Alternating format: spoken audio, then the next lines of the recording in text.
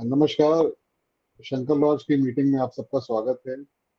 हम मीटिंग को शुरू करते हैं यूनिवर्सल प्रेयर के साथ। Forward in life, vibrant in every atom, forward in light, shining in every creature, forward in love, embracing all in oneness. May each who feels himself as one with thee know he is also one with every other.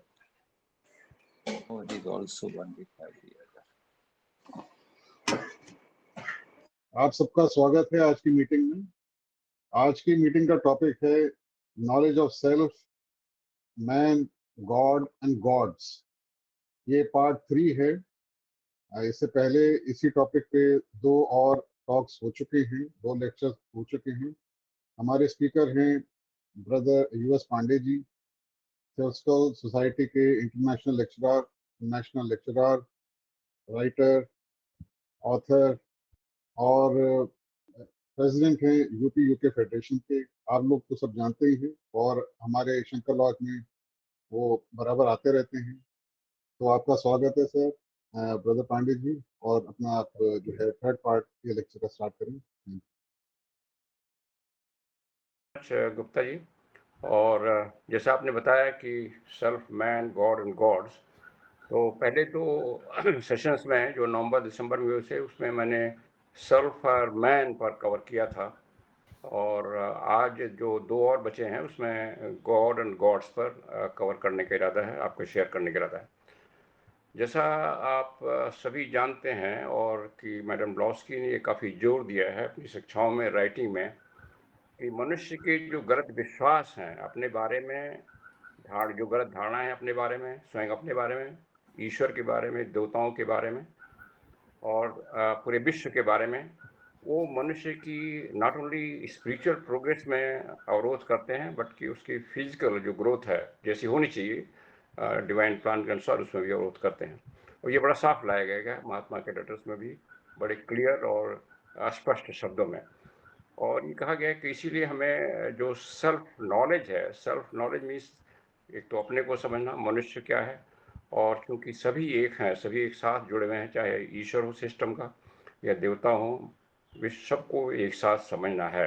और इसलिए इतनी विस्तृत जानकारी दी गई है कि राज्य में के डॉक्ट्रिन में, राइटिंग्स में, ऐसे सनवेल में, महात्मा के पत्रों में, ये सब विषय इसलिए डील किया गया है कि मनुष्य को ये समग्र रूप से समझना है, क्योंकि समग्र रूप से समझे बिना वो अपना रोल नहीं समझ सकता कि पूरे सिस्टम में क्या है, और अपने जो गलत विश्वास है उसको ठीक करना है। इनफैक्ट मैडम ब्लॉस्की यहाँ तक कहती हैं, जब तक मनुष्य ने, जब से उसने ईश्वर और देवताओं और अपने को अलग कर लिया, तभी से सारे उसके खराब कर्म होने लगे।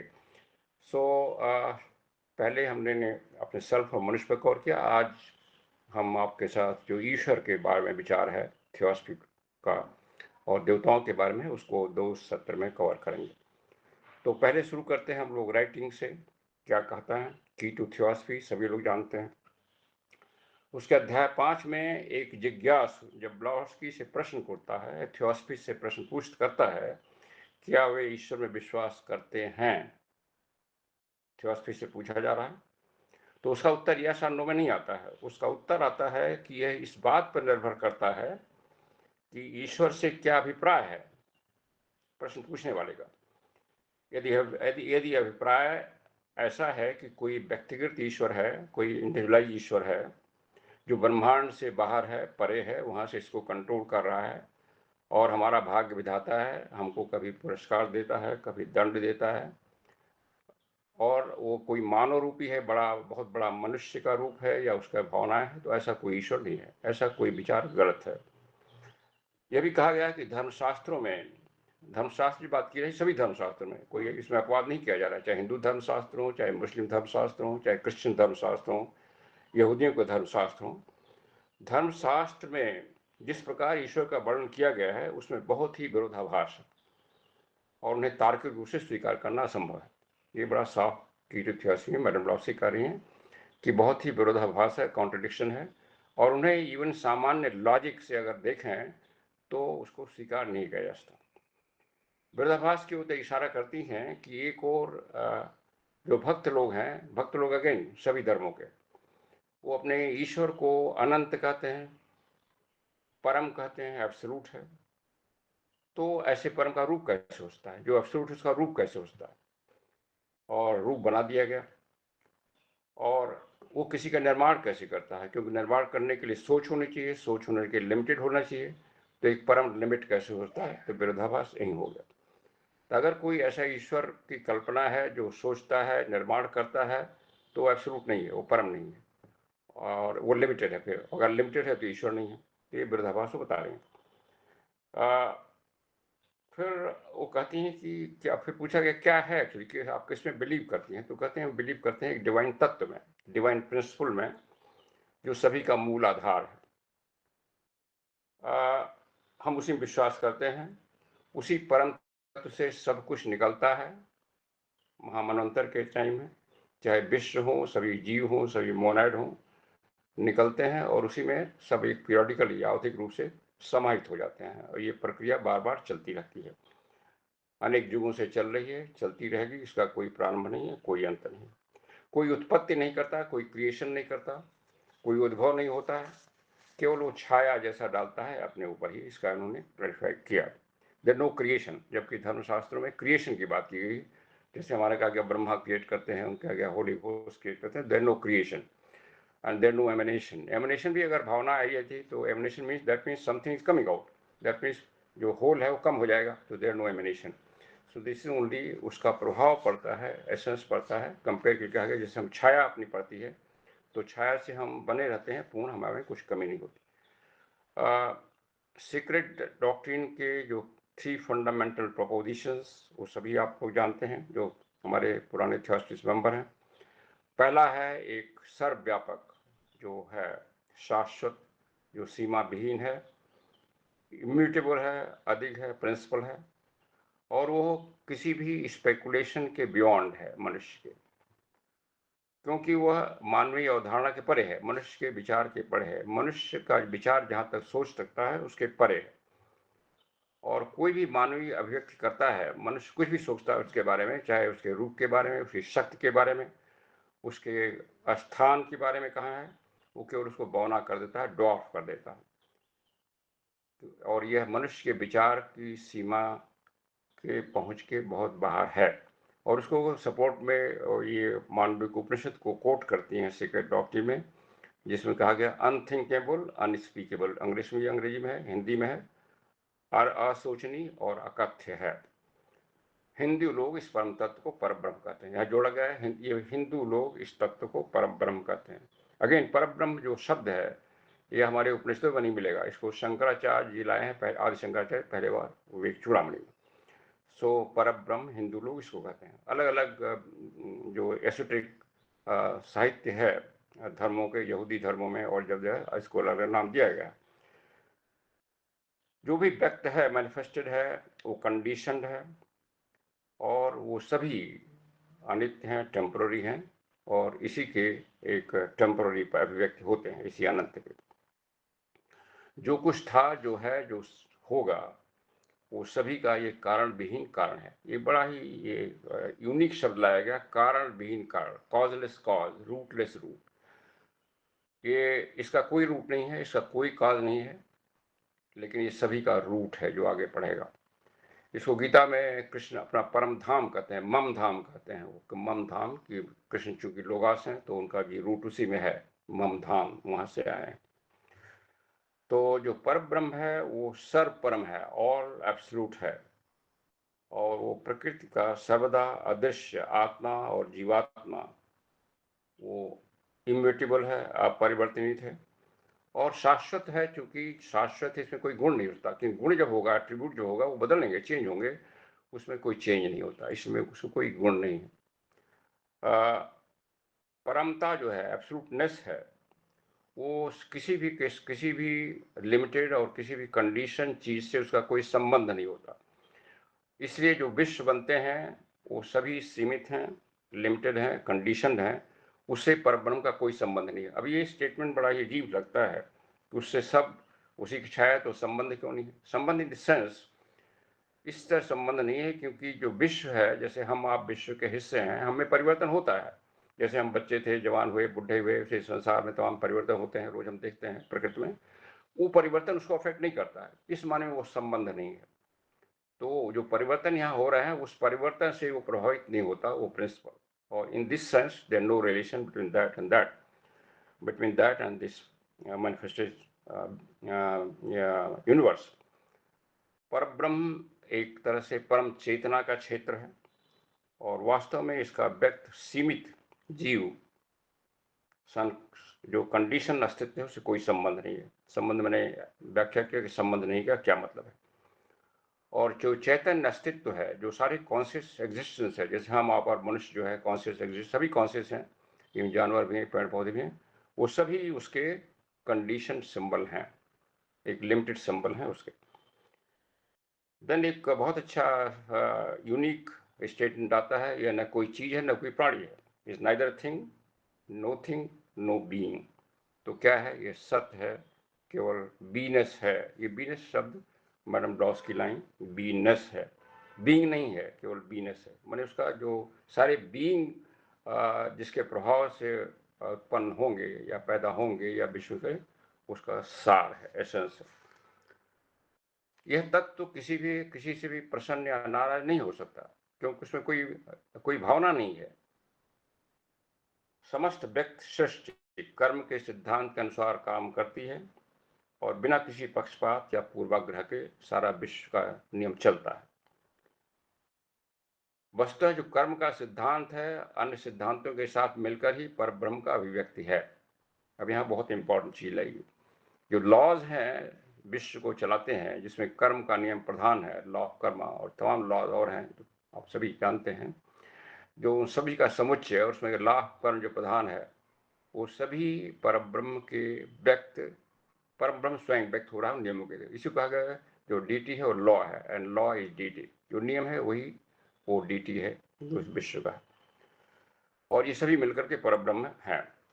तो परब्रह्म तत्व स्वयं बिना किसी, वो स्वयं, उसका कोई पर्सनालिटी नहीं है, कोई आइडेंटिटी नहीं है, और न वो समझने वाला है, वो कॉन्शियस नहीं है। कॉन्शियस इन द सेंस कि कॉन्शियस में डुअलिटी होनी चाहिए। जैसे हम किसी चीज के बारे में कॉन्शियस हैं, तो दैट मीन्स हम और उस चीज में एक डिफरेंस है, क्योंकि वो सभी है, इसलिए वो इन दैट सेंस अनकॉन्शियस है। But that unconscious is total consciousness, absolute consciousness.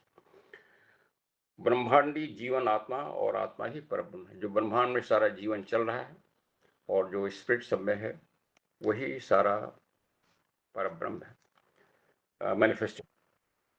परब्रह्म जो है मस्तिष्क के, अब इसको समझाने के लिए कहा गया है कि कैसे उसको समझा जाए। हालांकि उसको समझा नहीं जा सकता, जैसे पहले कह दिया गया, लेकिन थोड़ा सा एफर्ट किया गया है कि एफर्ट करना चाहिए कुछ समझने के लिए एटलीस्ट।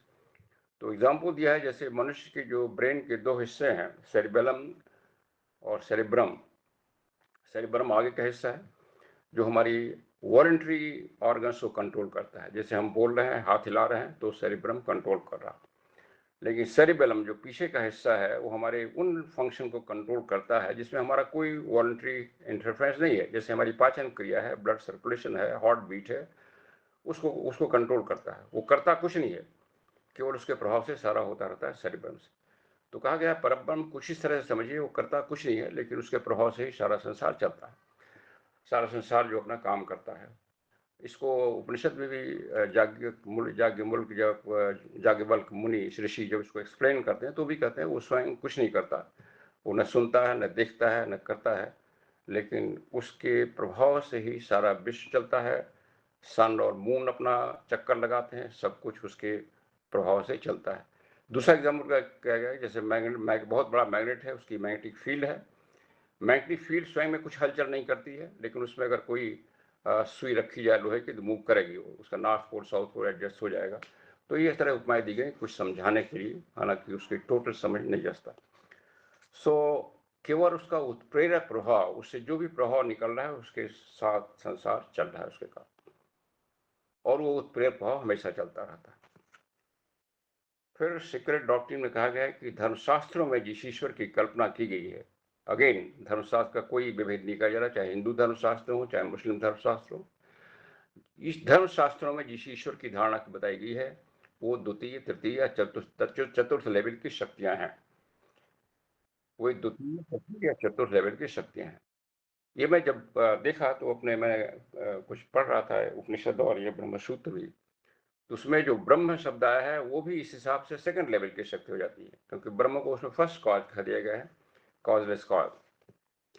तो इस तरह से वो कह रही हैं जो ईश्वर की कल्पधारणा है धर्मशास्त्रों में, वो द्वितीय, तृतीय या चतुर्थ लेवल की शक्तियों के बारे में है। लेकिन वो भी शक्तियाँ भी उनको एंथ्रोपोमाइड नहीं करना चाहिए, क्योंकि वो भी एक मनुष्य का आकार नहीं देना चाहिए और मनुष्य की भावना से उनको आरोपित नहीं करना चाहिए। वो भी बिल्कुल निरपेक्ष रूप से काम करते हैं। शिष्ट के निर्माण एवं संचालन के लिए तमाम शक्तियां हैं जो परम तत्व से उसी प्रकार निकलती हैं जैसे संपूर्ण शिष्ट निकलती है। और ये जो शक्तियां हैं, जो द्वितीय, तृतीय, चौथी लेवल की शक्तियां हैं, ये जिसको हम परमेश्वर कहते हैं, ईश्वर कहते हैं, महेश्वर कहते हैं, ये द्वितीय, तृतीय लेवल की शक्तियां हैं। इनके अपने काम हैं और ये सभी उसी से निकलते हैं मनवंतर के, महामंत्र के टाइम में अपना अपना काम करने के लिए, और उसी में फिर विलीन हो जाते हैं महाप्रलय के टाइम। इन शक्तियों के कई स्तर हो सकते हैं, जैसे गैलेक्सीज के जो हेड है उनको महेश्वर कहा जाता है, जो सोलर सिस्टम के हेड हैं उनको हम ईश्वर कहते हैं, लोगोस कहते हैं। इसी तरह हर एक ग्रह के हैं जो ग्रह अधिपति कहता है। तो इस तरह से शक्तियां हैं जो उसके इंचार्ज हैं अलग अलग उसके व्यवस्थाओं के। और लेकिन एक बात क्लियर है इस एसोटेरिक फिलॉसफी में, कोई एक सर्वोच्च देवता नहीं है, केवल कोई सर्वोच्च एक देवता नहीं, कोई सर्वोच्च एक इंडिविजुअलाइज ईश्वर परमेश्वर नहीं है जो सारे ब्रह्मांड का एक कोई यूनिट अलग हो। वो परम तत्व है जो सब में निहित है, सब में अंतर्निहित है। फिर एक्सप्लेन किया गया कि जो एक ईश्वरवाद अब बहुदेववाद में कौन सा ठीक है। जैसे आप जानते हैं कि जो इस्लाम है और जो यहूदी है वो मोनोथिज्म में विश्वास करते हैं, एक ही ईश्वर है, एक ही अल्लाह है और कुछ नहीं है। और अगर फिलॉसफी जैसे हिंदू धर्म में बहुदेववाद की विधारणा की गई है, तमाम देवता हैं, उनकी अपने अपने अपने फंक्शंस हैं, तो कहती है दोनों गलत हैं। क्योंकि एक ईश्वरवाद में यह कह दिया गया है कि ईश्वर को एक व्यक्ति की धारणा दे दी गई, वो नाराज होता है और प्रसन्न होता है। वो कोई आदमी गलत काम करे उसका परिणाम देता है, दैट मीन्स आपने उसको व्यक्ति बना दिया, तो वो गलत हो गया। तत्व तो है वो कोई कोई थिंग और प्राणी और मनुष्य की तरह नहीं है, इसलिए कोई दंड और पुरस्कार नहीं देगा, तो वो गलत हो गया। दूसरा जो बहुदेववाद है वो कहती है ये सत्यता के ज्यादा नजदीक है, क्योंकि शक्तियां तमाम हो अपना अपना काम कर रही हैं, लेकिन उसको भी हमने जो एंथ्रोपोमाइफाइज कर दिया, मनुष्य का रूप दे दिया और मनुष्य की धारणा दे दिया, वो गलत हो गया। और इसलिए ये दोनों सिस्टम जो हैं वो वास्तविकता से दूर हैं, लेकिन दोनों में तालमेल है, क्योंकि दोनों ये मानते हैं कि सब मिलाकर के एक ही है, उतना वहां तक तालमेल। अब हम देखें रियल थियोसॉफिकल साहित्य में क्या रखा गया, जो मेन साहित्य है। ऐसे सनवेल में ब्लॉस्की कहती हैं कि जब वर्षों पहले उन्होंने पूरब की यात्रा किया था, भारत की यात्रा, और जब वो तमाम निर्जन स्थान में गई थी, तमाम आश्रमों में, तो जंगलों में, उस समय के आप 100 साल पहले समझ सकते हैं कि कितना यहाँ पर उतनी आबादी नहीं थी, तमाम जंगल थे, उसमें आश्रम थे ऋषियों के, तमाम लोगों से मिली थी वो, जो वहाँ के ऋषि थे, विद्वान थे। और कहती है हमारे मन में, मेरे मन में हमेशा एक तरह से एक फीलिंग थी, एक क्वेरी थी, एक जिज्ञासा थी कि हम जानें कि ईश्वर है क्या नहीं है, इन लोगों से ज्ञान प्राप्त करें, और मनुष्य की आत्मा है वो अमर है क्या है, ये दो प्रश्न कहती हमारे माइंड में था। और कई लोगों से जब संपर्क में आई तो उन्होंने समझा कि इन लोगों के पास बहुत ही गहन ज्ञान है, और वो कहता वो भारत के ऋषियों के समान थे जिनसे उनसे मिली, जो ऋषियों का वर्णन किया गया हमारे धर्मशास्त्रों में। और उन्होंने हमें दिखाया कि विज्ञान और धर्म के संयोजन से ईश्वर के अस्तित्व को और मनुष्य की आत्मा की अमरता को एक्सप्लेन किया जाता है, जैसे यूक्लिड के प्रॉब्लम का A square plus B square C square. That means ईश्वर की सत्ता है, स्वयं ईश्वर एक इंडिविजुअल नहीं है, बट उसकी सत्ता है, दी गॉडहुड है, गॉड नहीं है, और मनुष्य की आत्मा अमर है। तो कहते हैं ये पहली बार यह आश्वासन मिला कि इस प्राच्य दर्शन में मनुष्य की अपनी अमर आत्मा की जो सर्वशक्तिमानता है, omnipotency है, वो जो पूर्ण और अचल विश्वास के अलावा किसी अंधविश्वास के लिए जगह नहीं है। अगर मनुष्य अपनी आत्मा, अपने सेल्फ को समझ ले, तो उसी के द्वारा वो परमात्मा को समझ सकता है, ईश्वर को समझ सकता है और उसके बाहर कोई समझ की कोई उसकी ना आवश्यकता है ना पॉसिबिलिटी है। तो पहले हमें अपने सेल्फ को समझना पड़ेगा और इसीलिए जो वॉइस ऑफ साइलेंस आता है पहले हम सेल्फ को समझें फिर सेल्फ को समझ पाएंगे। हमें सिखाया गया था कि एक सर्वशक्तिमान आमनी पोटेंट जो मनुष्य है उसकी आत्मा सार्वभौमिक आत्मा ईश्वर के साथ निकट संबंध से आती है। जो मनुष्य की आत्मा में शक्तियां हैं वो एक महान तत्व से आती हैं जो एब्सोल्यूट प्रिंसिपल है जिसको पहले कहा गया और उसका क्लोज संबंध होता है। उनका ईश्वर को मनुष्य की आत्मा के अलावा अन्य किसी तरह प्रदर्शित नहीं किया जाता। ये भी बहुत इंपॉर्टेंट स्टेटमेंट है। अगर मनुष्य की आत्मा के अलावा वह किसी दूसरे माध्यम से ईश्वर को नहीं समझ सकता। तो पहले अपनी आत्मा को समझे, उसके पहले अपनी जीवात्मा को समझे, अपने लोअर नेचर को समझे और फिर उसको थोड़ा समझ आएगा कि आत्मा क्या है और फिर उससे परमात्मा का कुछ उसको अंदाजा हो सकता है। एक बहुत ही इंपॉर्टेंट स्टेटमेंट है, man spirit proves God spirit. अगर मनुष्य ने अपनी आत्मा को समझ लिया तो गॉड की स्पिरिट है उसको समझ जाएगा जो संसार में काम कर रही है। जैसे पानी की एक बूंद एक स्रोत को सिद्ध करती है तो कहती जैसे एक अंधे मनुष्य को जिसने समुद्र कभी नहीं देखा है तो उसको कहा जाए एक समुद्र है जो पानी का बहुत बड़ा एक बॉडी है तो कुछ या तो विश्वास या तो उसको रिजेक्ट कर देगा या एक अंधविश्वास की तरह मान लेगा। लेकिन अगर उस अंधे आदमी के हाथ में एक बूंद पानी गिरा दिया जाए तो उसको कुछ अनुभव होगा और फिर उसको कहा जाए कि पानी का जो अनुभव एक बूंद का जो अनुभव हुआ उसी तरह कुछ सोचने की कोशिश करो कि एक बहुत बड़ा बूंद है या सागर है जिसमें ये गुण होगा जो तुमने इस पानी की बूंद से अनुभव किया, तब उसको कुछ आइडिया हो सकता है उसका। तो एग्जाम्पल दिया है कि जो मनुष्य की आत्मा है उस महासागर के एक बूंद के समान है और अगर मनुष्य अपनी बूंद को समझ ले, अपनी अस्तित्व को समझ ले वो क्या है तो कुछ उसको आइडिया हो सकता है उस महासागर के बारे में, संपूर्ण कॉस्मिक चेतना के बारे में। ईश्वर के बारे में जो मनुष्य का विचार है वो केवल उसके मन की बनाई हुई चीज है। जितने भी विचार मनुष्य करता है चाहे किसी धर्म का हो, इसे धर्मशास्त्र में क्या लिखा गया किसी मनुष्य ने लिखा है, तो जितने भी विचार लिखे गए वो केवल मनुष्य के मन के उत्पाद हैं। मनुष्य जितना उसका मन विशाल होता है, जितना उसका उदार होता है, उतनी बड़ी कल्पना वो करता है और इसीलिए अलग अलग धर्मों में अलग अलग ढंग से ईश्वर का वर्णन किया गया है। अगर एक ही ईश्वर को सब लोग जानते तो वर्ण नेचुरली एक ही तरह होता। क्योंकि वर्ण अलग अलग हैं इसलिए बड़ा क्लियर है कि वो क्योंकि मनुष्य का नेचर अलग है, मनुष्य की समझ अलग अलग है, इसे जिसने भी धर्मशास्त्र लिखा उसने अपनी समझ के अनुसार जो समझा उसके वही ईश्वर का एक चरित्र या कैरेक्टर लिख दिया। और जो इसलिए जो भी ईश्वर की धारणा बनाई गई धर्मशास्त्र में मनुष्य द्वारा, ये इंडिविजुअल मनुष्य जो सोचते हैं वो केवल उसके मन की ही सोच के प्रतिबिंब होता है, उसका रिफ्लेक्शन होता है। उसकी महिमा वहाँ है लेकिन वो अपनी ही आत्मा का प्रकाश है। उसको देखता है अलग, उसकी ग्लोरी होती है लेकिन वो स्वयं उस खोज में अपने ही आत्मा के कुछ शक्तियों को देखता है और उसको परमात्मा का नाम दे देता है।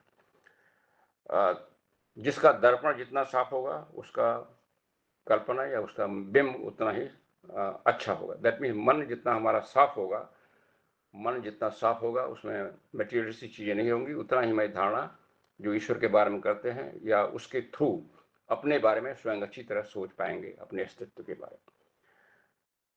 देवता शब्द जो है वो प्रकृति की अदृश्य शक्तियों जो काम करती हैं जिसको हम देखते हैं उसके बारे में प्रयोग किया जाता है सभी धर्मशास्त्रों में।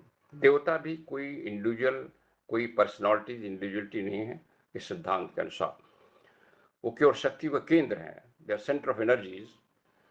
और ऐसी गुप्त शक्तियों के जो आवाहन विभिन्न देवताओं के आवाहन के तहत किया जाता है जो समय के लिए शक्तियों का प्रतिनिधित्व कर रहे हैं। यहाँ कह रही हैं ऐसे संवे जो हम किसी देवता का आवाहन करते हैं, धर्मशास्त्र में देवताओं का आह्वान का वर्णन है जैसे हमारे मंत्र हैं, तो अगेन कह रही है वो केवल उन शक्तियों का आह्वान किया जा रहा है। अगेन वो शक्तियां प्योरली इम्पर्सनल हैं और वो कोई मानव रूपी मानव भावनाओं से प्रभावित नहीं होती। एक मनुष्य का कोई ऐसा ईश्वर नहीं हो सकता जो उसकी अपनी मानवीय अवधारणा से बंधा ना हो। उसके आध्यात्मिक दृष्टि का दायरा जितना व्यापक होगा उसके देव उतने ही शक्तिशाली होंगे। लेकिन हम स्वयं मनुष्य में बल्कि हर प्राणी में सुषुप्त पड़ी आध्यात्मिक और दैवी शक्तियों से बेहतर प्रदर्शन उसका कहाँ पा सकते हैं। ये बड़ा ही महत्वपूर्ण है कि अगर मनुष्य में और सभी जो जीव हैं उसमें जो आध्यात्मिक शक्तियों का अगर हम समझें और समझ के अनुसार अपना बर्ताव चेंज करें तो वही अच्छा सबसे अच्छा साधन है ईश्वर को समझने का।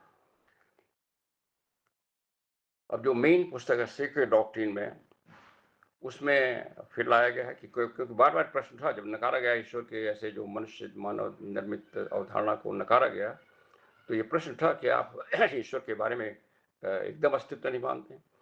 तो इसमें आया कि प्रकृति में वर्तमान एक अज्ञात या अदृश्य ईश्वर को अस्वीकार नहीं किया गया। प्रकृति में अज्ञात, अननोएबल और इनकॉग्निजेबल तत्व को नकारा नहीं गया है। उसी तत्व को हम गॉड कह सकते हैं।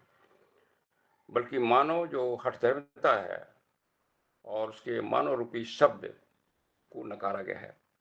ईश्वर में जो प्रकृति में जो शक्तियां काम कर रही हैं उनका समुच्चय जो है वो ईश्वर है, जैसे कहा गया ईश्वर ही नियम है। लेकिन मानव रूपी जो उसका बनाया गया है, उसके जो गुण धारण किए हैं उसको नकारा गया। अपने अनंत दंभ और अंतर्निहित अभिमान के और अहंकार में मनुष्य ने अपने क्षुद्र मस्तिष्क प्रधान पर पाई गई सामग्री से अपने अपवित्र हाथों से इसे स्वयं आकार दिया है और उसे एक अज्ञात आकाश से प्रत्यक्ष रहित घातन के रूप में मानव जाति पर थोप दिया। इन्होंने कहा कि कुछ मनुष्य जो थोड़ा सा सोच ज्यादा सकते थे, उन्होंने ईश्वर की एक अवधारणा बनाई अपने मन में और उसी को बाकी अपने जो मासेस थे उस धर्म के फॉलोअर को उस पर थोप दिया कि यही ईश्वर है, यही ईश्वर का रूप है, यही ईश्वर के विचार है जिस पर तुम अपना सारा डिवोशन करो, सारा ज्ञान करो, सारा जो कुछ करो। संवेदनशील जो जीवन है की इच्छा एक परमाणु से लेकर सूर्य तक हर चीज में दिखाई देती है और यह वस्तुनिष्ठ अस्तित्व में प्रेरित दैवी विचार के एक नियम से प्रतिबिंबित है कि ब्रह्मांड का अस्तित्व होना चाहिए। गुह्य शिक्षाओं के अनुसार उस कल्पित इच्छा और समस्त अस्तित्व का वास्तविक कारण हमेशा छिपा रहता है। ब्रह्मांड क्यों है, उसका अस्तित्व क्या है, हम क्यों हैं, कैसे हैं, ये कहीं भी किसी धर्म में धर्मशास्त्र में ठीक ठीक से नहीं बताया गया, क्योंकि इसका रहस्य छिपा हुआ है। बट एक इच्छा है, जैसे हमारे क्या ब्रह्मांड ब्रह्म जो विश करता है कि मैं एक ओहम बहुत हो जाऊं। कहीं क्या ईश्वर जो खेल करता है, क्रीड़ा करता है, ये सब धारणाएं बनाई गई हैं।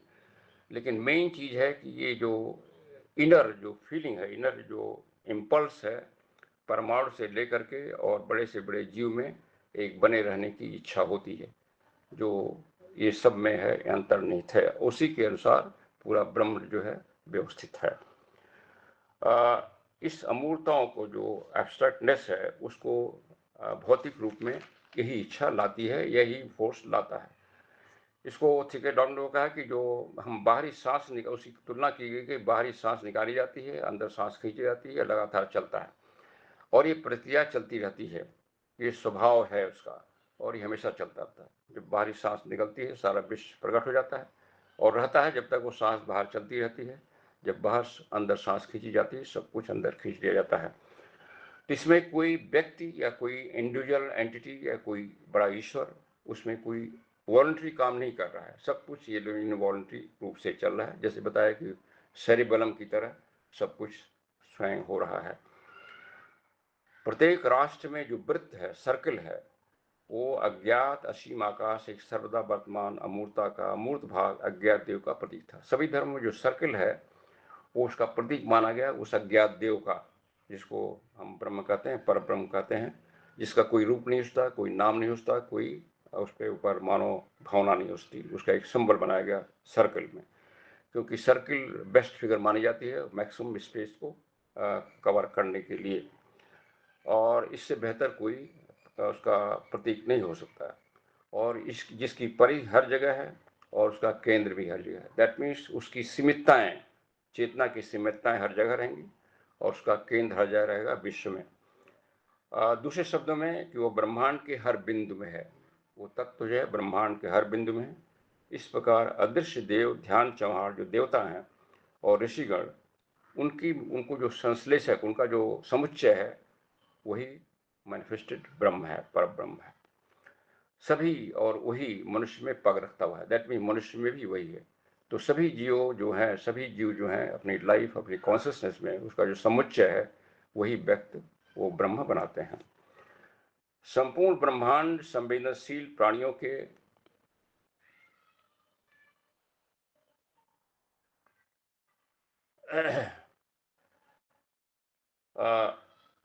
उसकी हायरार्कीज हैं, उनकी अंतहीन श्रृंखला है।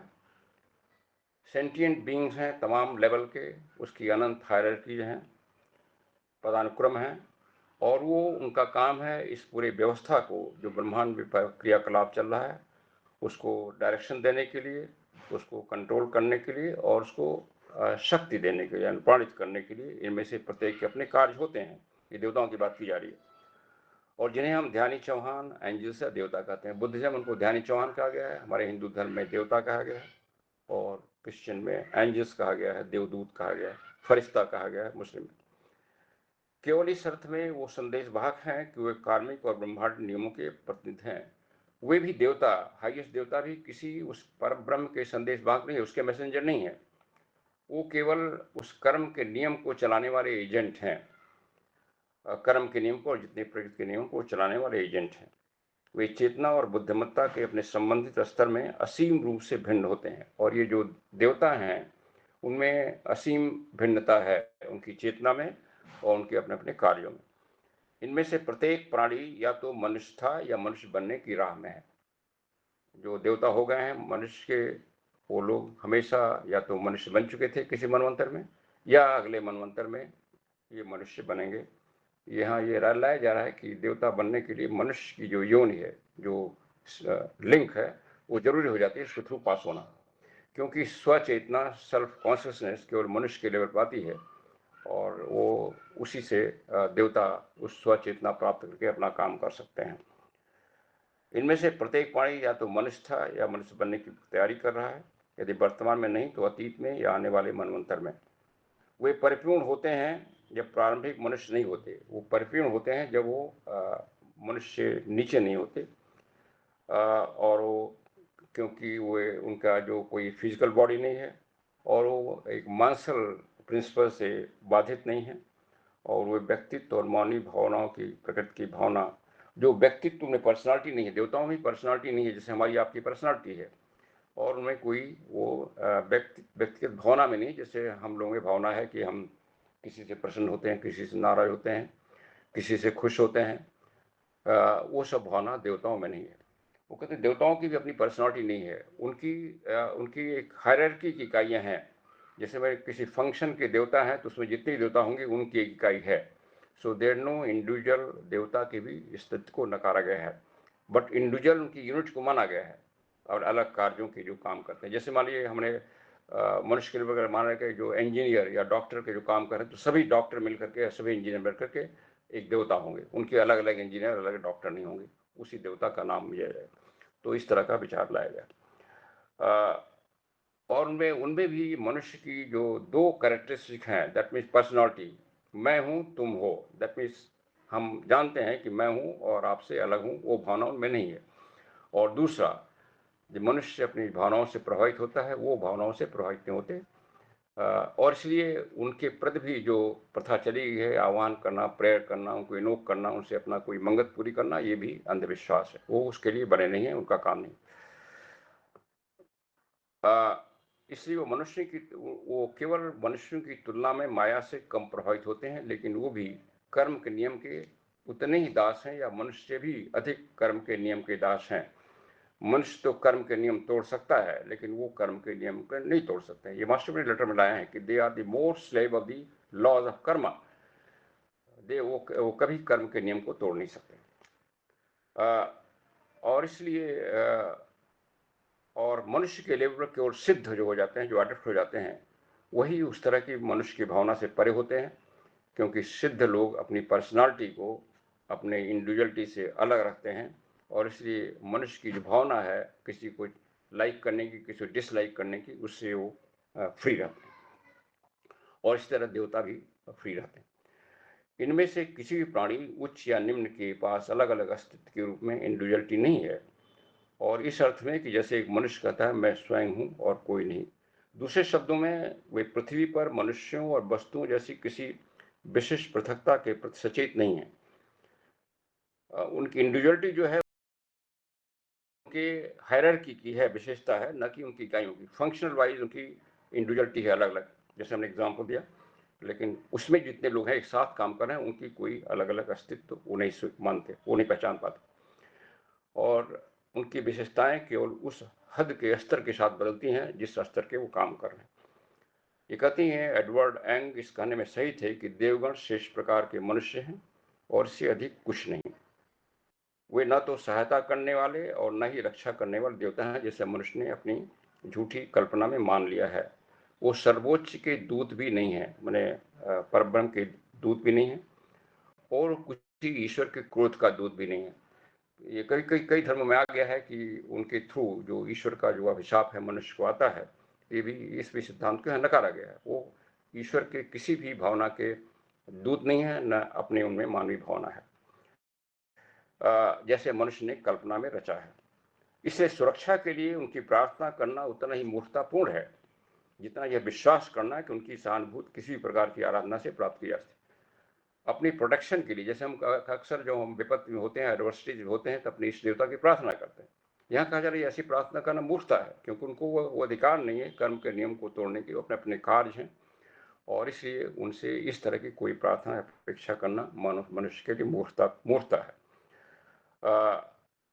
वो अपरिवर्तनीय कर्म और नियम के अनुसार काम करते हैं, और इसीलिए उनकी आराधना, इस तरह की आराधना का कोई लाभ नहीं, व्यर्थ होता है, बल्कि उससे मनुष्य की स्पिरिचुअल प्रोग्रेस में हानि होती है अगर इस तरह की आराधना आह्वान करता है, क्योंकि वे मनुष्य स्वयं मनुष्य की तरह ही अपरिवर्तनीय कर्म और ब्रह्मांडीय नियम के दास हैं और प्राणी हैं। मनुष्य में एक विशेष शक्ति बताई गई है कि वो जो देवता लोग हैं, जो हायरार्कीज हैं, उनकी तमाम शक्तियां हैं, मनुष्य से ज़्यादा शक्तियां हैं, मैनिफेस्टेड शक्तियां उनकी ज़्यादा हैं, लेकिन मनुष्य में वो सारी सुषुप्त शक्तियां हैं उन सभी देवताओं की हायरार्की में जो कुछ हैं। इसलिए कहा गया है कि उन देवताओं में जो हायरार्की है, उनकी जो शक्ति है, मनुष्य के कंपैरिजन बहुत ज़्यादा है हर एक क्षेत्र में व्यक्त जो शक्ति है, लेकिन मनुष्य में वो वही शक्ति सुषुप्त रूप में है।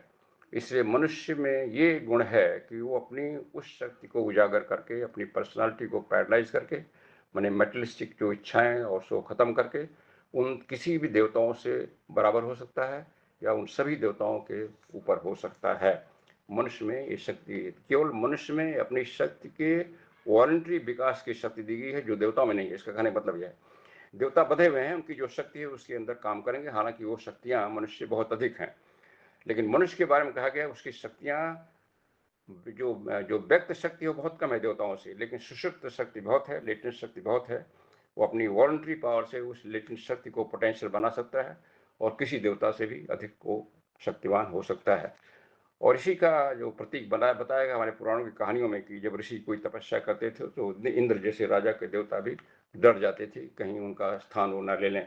ये वो रूपक प्रतीक है उसको। तो मनुष्य को हमें क्या करना चाहिए, ये आता है। तो मनुष्य अपने जो लोअर पर्सनालिटी को पैरालाइज करे, अपने जो उसको जो दिशा निर्देश दिए हैं उसके अनुसार अपने को जीवन जिए, तो उसकी शक्तियाँ प्रस्फुटित होंगी। जैसे गोल्डन स्टेज बताया गया, ऐसी चीज़ें बताई गई हैं।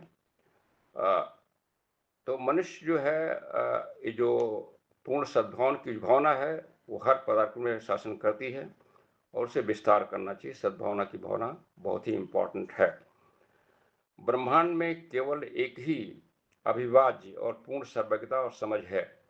जो भी लाइफ है, जो भी कॉन्शियसनेस है, जो भी इंटेलिजेंस है, सब एक है, और यह संपूर्ण सीमित ब्रह्मांड के प्रत्येक परमाणु के सूक्ष्म बिंदु में ये शरण करती है जिसकी कोई सीमा नहीं, और जिसे लोग आकाश कहते हैं। इससे निहित किसी भी चीज से स्वतंत्र माना जा सकता है, लेकिन व्यक्त संसार के इसके प्रतिबिंब का पहला विभाजन पूरी तरह से आध्यात्मिक है, और इससे उत्पन्न होने वाले प्राणी उस चेतना से संपन्न नहीं जिसका संबंध उससे है जिसको अवधारणा करते हैं।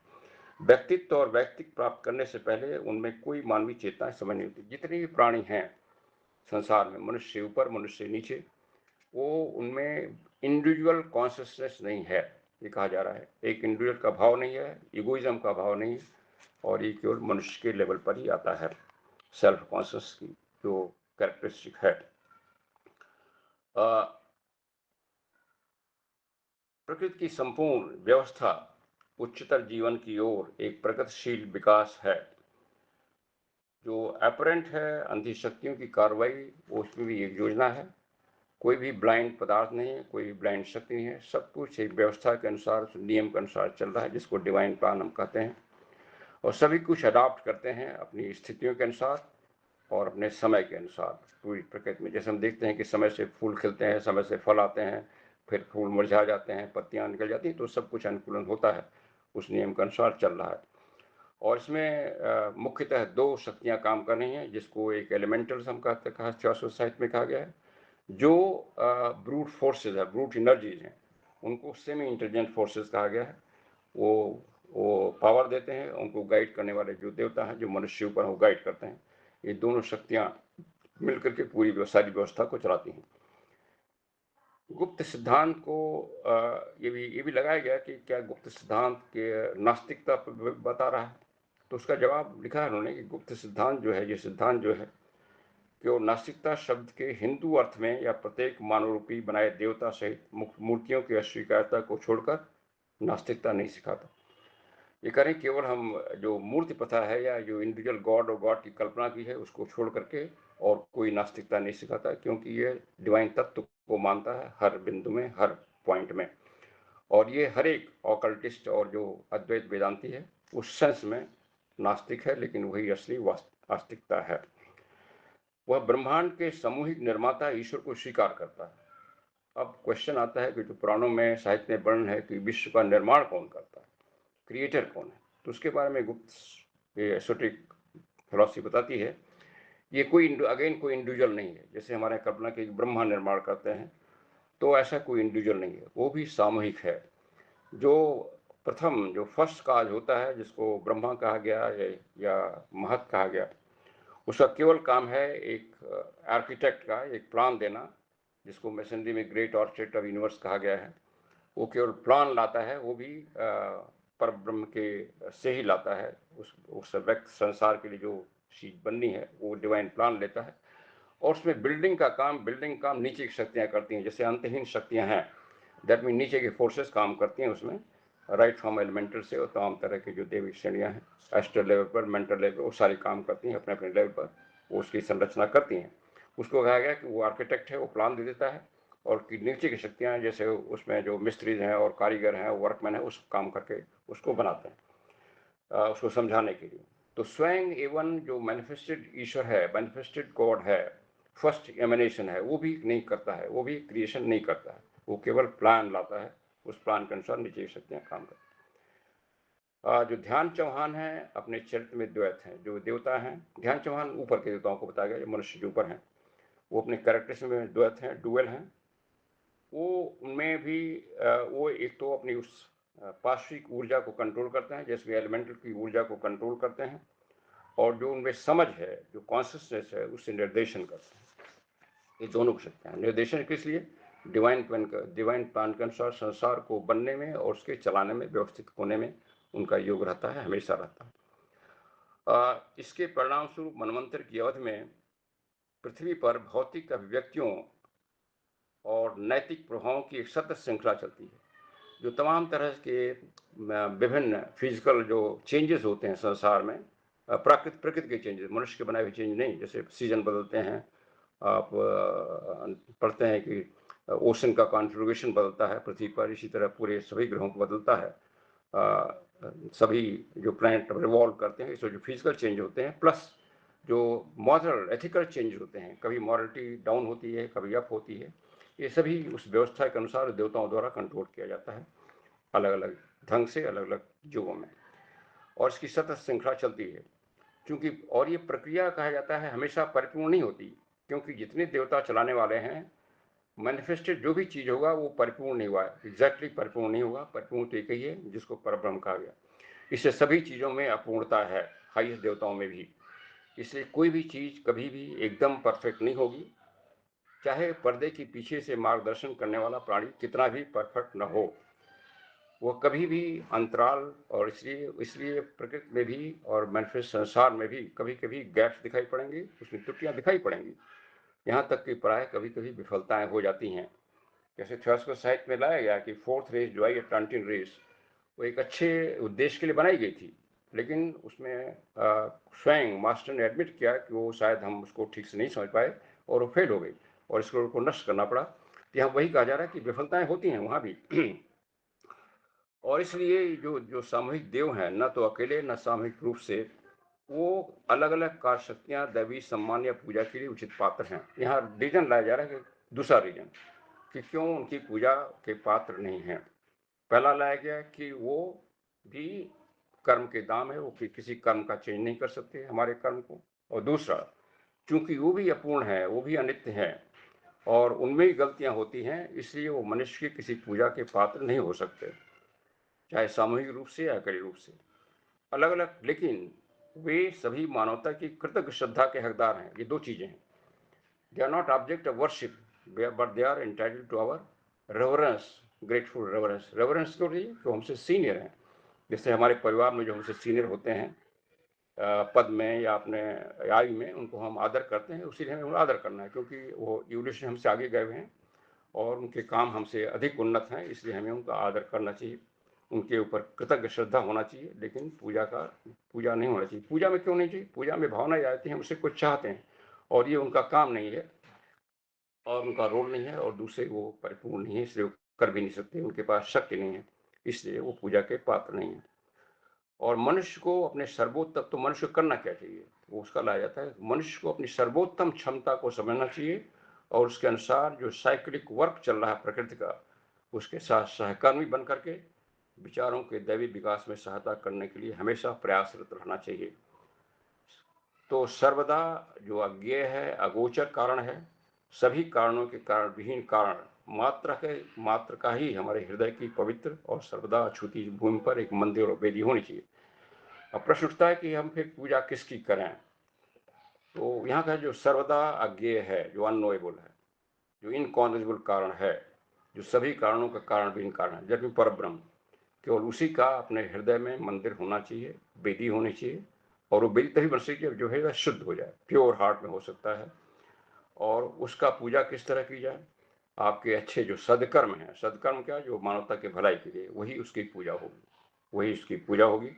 और अपने जो गलत विचार हैं, गलत भावनाएं हैं, उसको छोड़ना ही उसके प्रति आहुति होगी, वही हवन से हवन होगा। तो यह बड़ा साफ कहा गया कि मनुष्य जो है अपने सदकर्मों से ही उसकी पूजा कर सकता है, अपनी गलत भावनाओं, गलत विचारों को छोड़ करके उसका आहुति कर सकता है, जो उसके प्रति बलि होती है। वो यही तरीका है उसको पूजा करने का और अपने हृदय को शुद्ध करना है। देवगण और ध्यानी चौहान प्रथम किरण से निकलते हैं, जो परब्रह्म नहीं है। यहाँ एक और चीज आएगी जो हमारे इवन हिंदू के उच्चतम धर्म ग्रंथों से थोड़ा भिन्न है। जो देवता लोग हैं और देवगण लोग हैं, वो परब्रह्म से नहीं निकलते, वो फर्स्ट कॉज से निकलते हैं, जिसको हम फर्स्ट लोगास या ब्रह्मा या महत कहते हैं, उससे निकलते हैं। क्योंकि परब्रह्म सर्व कारण है, वैसे प्रथम कारण के रूप में संदर्भित नहीं। और इसको परब्रह्म को प्रथम फर्स्ट काज नहीं कहा गया इस एस्टोटिक फिलॉसफी में, उसको तो कॉजलेस काज कहा गया है। फर्स्ट काज कहा गया, फर्स्ट लोगास है, फर्स्ट मैनिफेस्टेड जो ब्रह्म है, उसको फर्स्ट काज कहा गया। तो सारी चीजें उससे निकलती हैं, उसके साथ निकलती हैं राधा।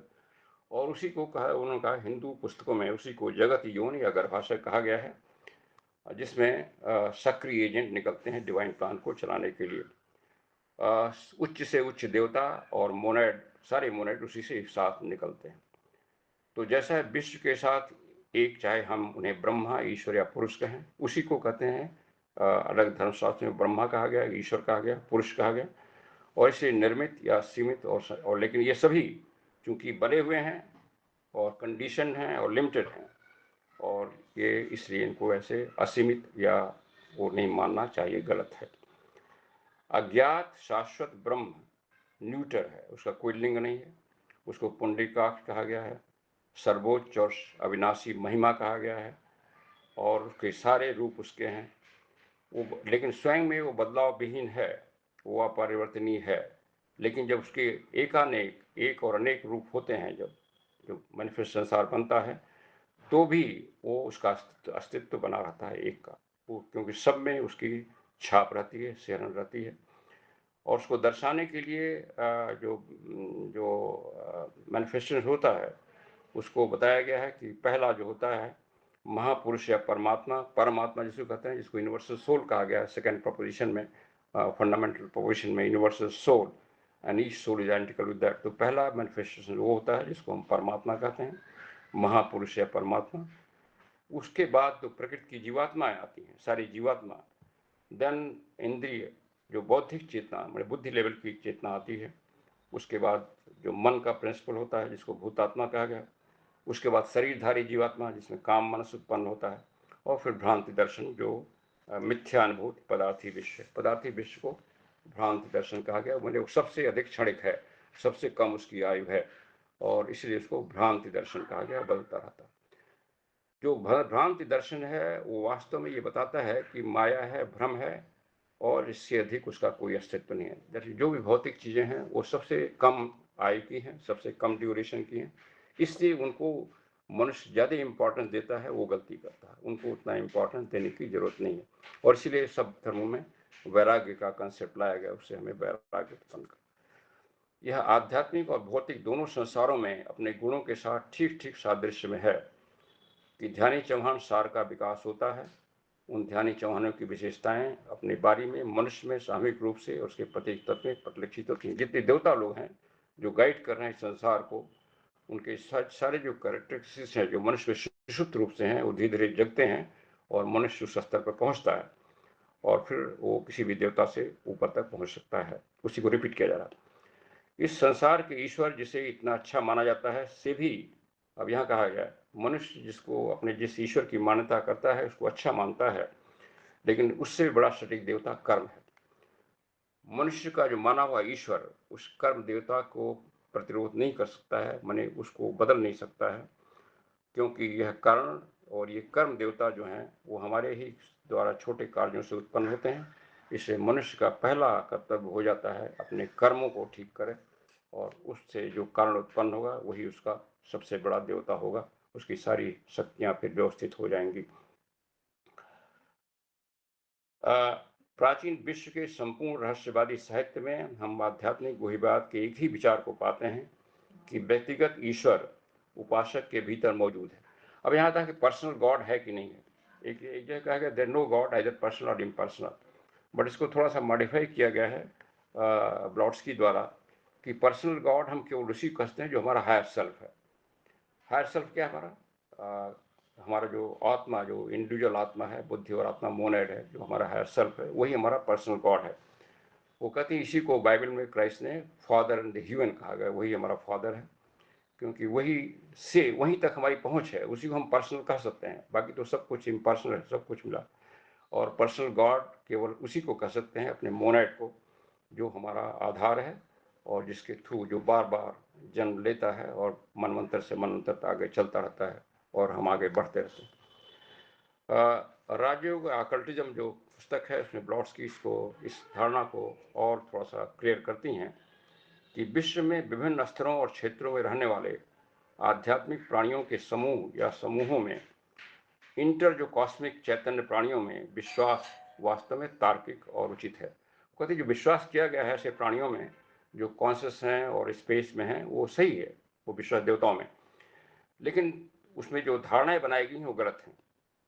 पहला, जैसे हमने देवी देवता मान लिया, वहाँ पर कोई लिंग भेद नहीं है, और वो कोई इंडिविजुअलाइज पर्सनैलिटी नहीं है, वो किसी व्यक्तिगत प्रेयर प्रार्थना से परे हैं। तो ये सब धारणाएं गलत है, लेकिन अस्तित्व तो सही है, वो विश्वास करना सही है, केवल उनके बारे में जो धारणा है वो गलत है।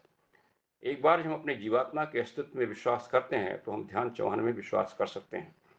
जैसा कि हर एक कहना है, मनुष्य आध्यात्मिक और मानसिक शरीर में बना एक मिश्रित प्राणी है। देवगण शुद्ध आत्माएं हैं, ईश्वर से अधिक निकट हैं। केवल इतना है कि वे सभी प्रकार से सीमित और निर्मित और सीमित हैं। और यदि ईश्वर यह बाद वाला है, या तो ईश्वर एक प्राणी नहीं है बल्कि एक निराकार या मूर्त तत्व है, जिसे निंदा पूर्वक मानवीय रूपी नहीं बनाना चाहिए। देवगण या ध्यान चौहान जीवित लोग हैं। वह तत्व स्वयं अस्तित्व शाश्वत सभी कारणों का सर्वव्यापी कारण जीवन की स्थिरता का केवल अमूर्त सार है। करे जो जीवन की स्थिरता है जो चल रही है सरत रूप से, इसी को हम ईश्वर कह सकते हैं। ये महात्मा भी लेटर बुलाए हैं अगर कहना है तो, हालांकि वो कहते कहते वो भी नाम गलत है और सब का सार, इसका सार सब में है। इसको कहा गया जैसे समुद्र में लहरें उठती हैं तो पूरी वो चेतना जो समुद्र ब्रह्म की चेतना है उसी में लहरों के रूप में ये सारे अस्तित्व उठते हैं, उसमें विलीन हो जाते हैं। इस प्रकार मानव जाति के जनसाधारण का ईश्वरों और देवों में विश्वास करना उचित है। यद्यपि इन देवताओं को कुछ मामलों में मनुष्य श्रेष्ठ कहा जाता है, लेकिन यह निष्कर्ष नहीं निकाला जाना चाहिए कि मानवीय आत्मा की सुश्रुत शक्तियां देवताओं से बिल्कुल भी कमतर हैं। मनुष्य की सुश्रुत शक्तियां देवताओं से कम नहीं हैं, इस पर हमें विश्वास करना है। और कहते हैं इसको उपमा दी गई है अलग अलग कहानियों में। जैसे बाइबल में कहा गया है कि क्या तुम नहीं जानते तुम देवताओं की जज बन सकते हो। देवताओं के कार्य को भी आप उसका आकलन कर सकते हो कि कौन कार्य ठीक हो रहा है कौन नहीं हो रहा है। उससे कर सकते हैं कि मनुष्य में वो समझ है कि कौन सा काम सही है कौन सा गलत है। इसी को उन्होंने कहा कि महाभारत में जो जो कहानी बताई गई कि अर्जुन नर के प्रतिनिधि के रूप में अकेले ही सभी देवताओं को विजित कर लिए। ये कहते हैं उसी सत्य का प्रतीक है कि एक मनुष्य में सभी देवताओं के से भी अधिक शक्तियां हैं।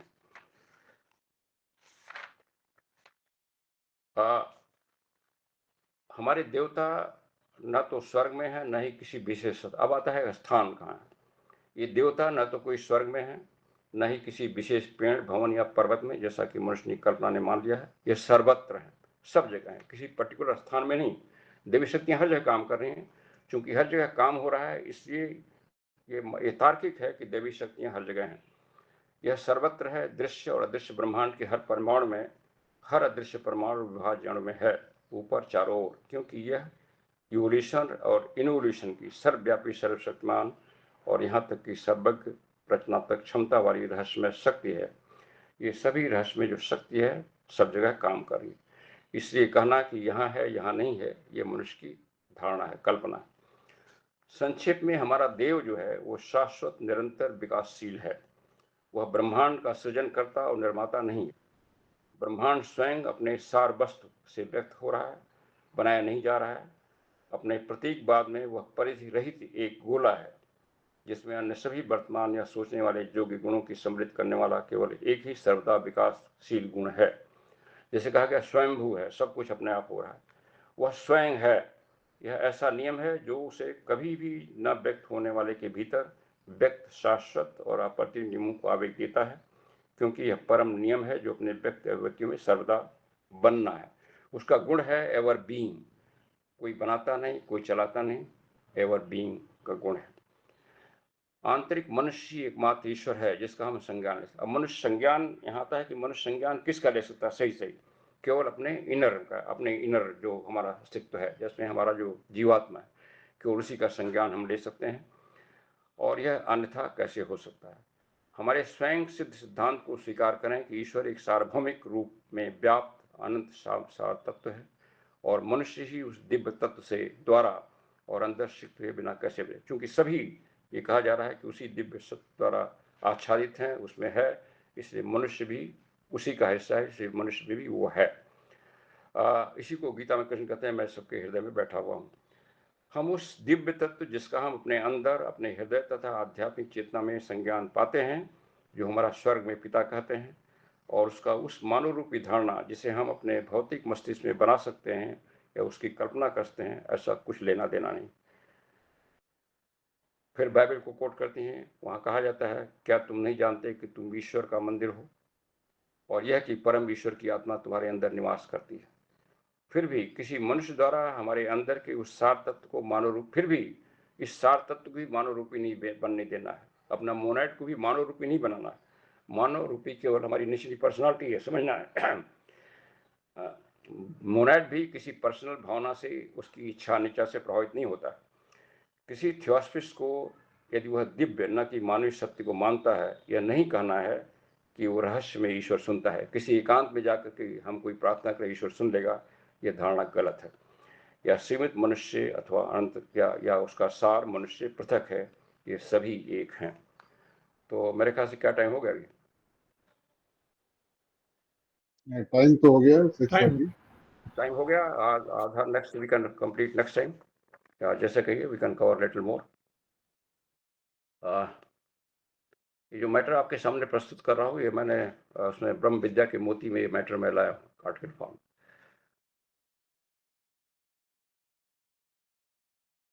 और इसको आगे चलाएं कि बंद करें यहाँ पर? ये गुप्ता जी। माथुर जी।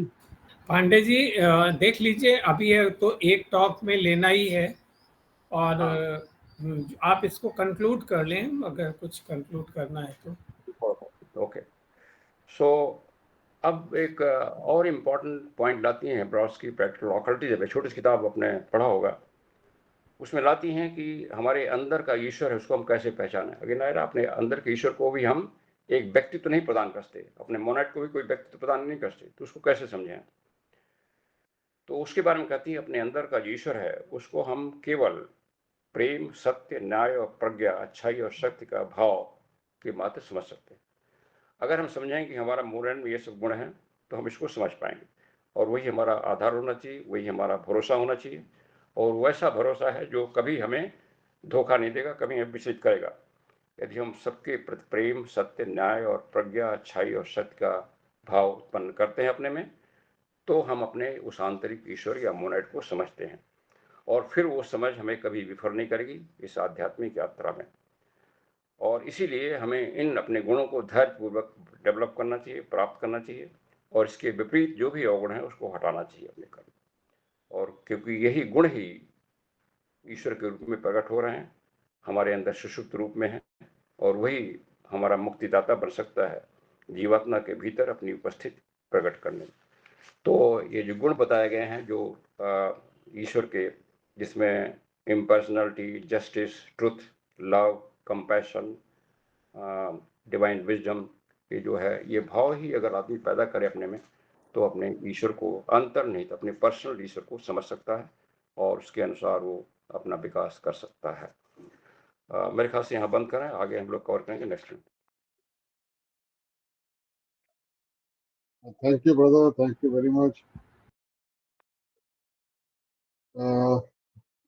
कुछ सवाल या किसी को कुछ ऐड करना है तो कर सकते हैं।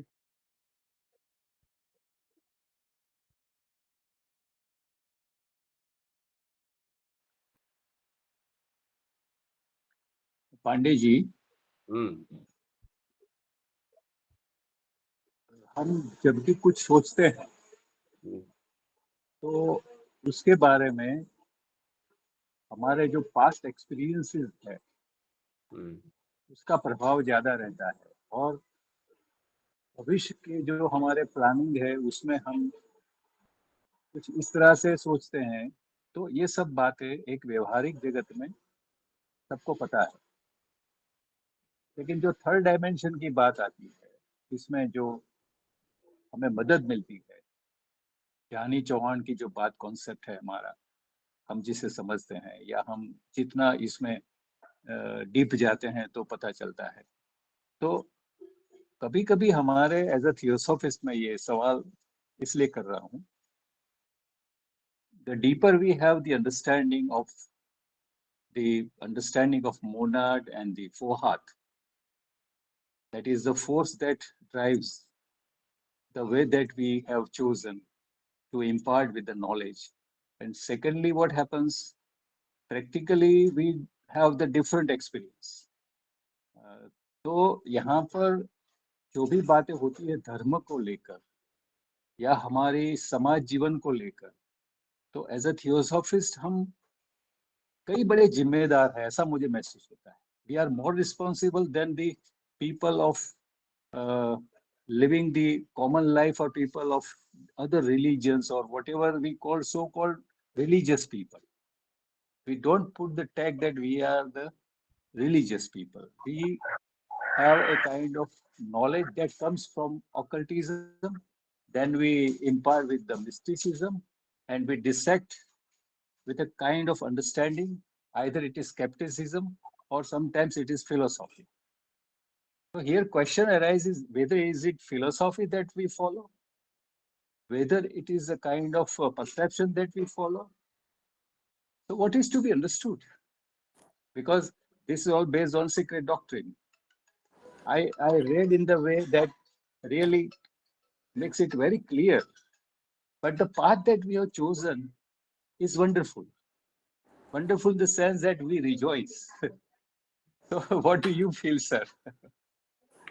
भाई देखिए सर साहब, फीलिंग ये है कि हम पढ़ तो लेते हैं, लेकिन अगर अपने चारों तरफ या अपने को देखें तो हम फिर वो पुराने विचार में चले जाते हैं कहीं कहीं।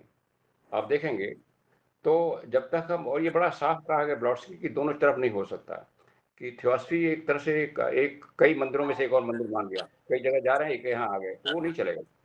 आपको अगर इसको सही लगता है तो बाकी सब आपको छोड़ना पड़ेगा धीरे धीरे, और ये नहीं कि उसको चलाते रहें, उसको चलाते रहें, सब कुछ घाल मिल करते हैं, तो उससे नहीं हो पाएगा। और अगर आप मानते हैं सही, बट वो आपकी स्वतंत्रता है। मैं पर्सनली स्टेट्स आपको नहीं कर रहा हूँ, individual person, if he believes that this appeals to him or her, then he has to gradually shrink away from other beliefs, other practices, तभी उसको फायदा मिल पाएगा, नहीं तो नहीं मिलेगा। केवल इंटेलेक्चुअल समझ से नहीं आएगी। अब मान लीजिए हमने समझ लिया कि इसमें पढ़ लिया कि अपने हम कोई एडवर्स परिस्थिति के लिए किसी देवता की हम पूजा नहीं करें, लेकिन फर्स्ट मौके पर जब आता है हम चले जाते हैं प्रसाद चढ़ाने, हमारे ये ठीक हो जाए, हालांकि पढ़ चुके हैं, तो कहाँ चलेगा, वो नहीं चलेगा। वी मस्ट हैव थॉट कि हम कोई गलत काम करने जा रहे हैं। इसको मास्टर लेटर में और भी बड़े आगे जो हम कवर करेंगे उसमें तो और भी स्ट्रॉन्ग शब्दों में लाया गया है। ये नॉट ओनली व्यर्थ होता है, इससे गलत प्रभाव भी होता है स्पिरिचुअल जर्नी में, और अवरोध करते हैं। अगर ये हमारी समझ में आ गई तो हम धीरे धीरे उससे अपने विश्वास को ठीक करेंगे और ठीक होगा। लेकिन जैसा आप सही बता रहे हैं कि ये तुरंत नहीं हो पाएगा और इसको धीरे धीरे होगा। ये मास्टर भी एडमिट करते हैं धीरे धीरे होगा, लेकिन अगर हम समझते हैं तो कम से कम अपने लेवल पर करें, बाकी को छोड़ें, लोग अपना अपना जो कर रहे हैं करने दीजिए, धीरे धीरे उनकी समझ में आएगी। That is my answer. Sir मेरा एक क्वेश्चन है, कर सकते हैं? बोलिए बोलिए। हाँ, ये मैं अभी मैं सुन रहा था कि मनुष्य हैं और देवता हैं, तो मनुष्य तो यहाँ रहते, देवता कहाँ रहते हैं? मैं उसको अगले जो टॉक होगा उसमें कवर करूंगा। ठीक है, नेक्स्ट सेशन जो होगा 31 में। Okay.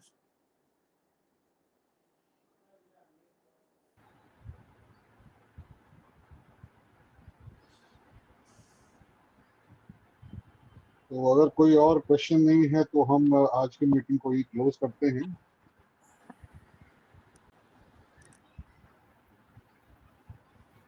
In fact, I greet all of you for the first time joining you, sir.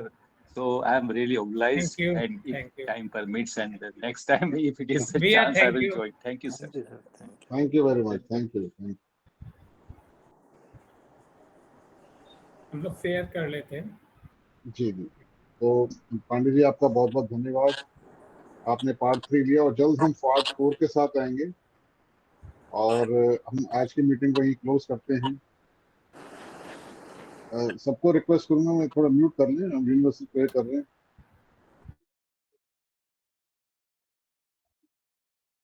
O hidden life vibrant in every atom, O hidden light shining in every creature, O hidden love embracing all in oneness, may each who feels himself as one with thee know he is also one with every other.